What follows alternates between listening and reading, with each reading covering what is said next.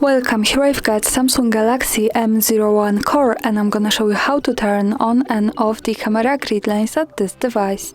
So let's start by tapping on the camera button to open it, and for now we are on standard photo mode.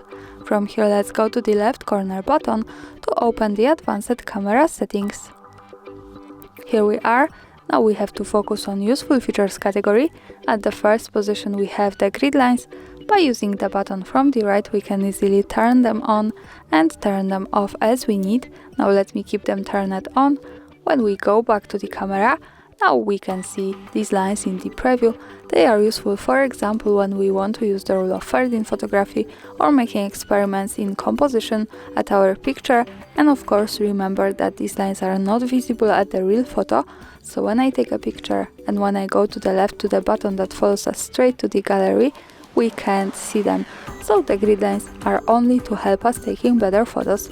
And of course when you don't need it, you have to go back to the left corner button and to the settings, to the useful features category, tap to the grid lines button from the right, and for now in the preview they have gone. And that's all. Thanks for watching, subscribe our channel and leave the thumbs up.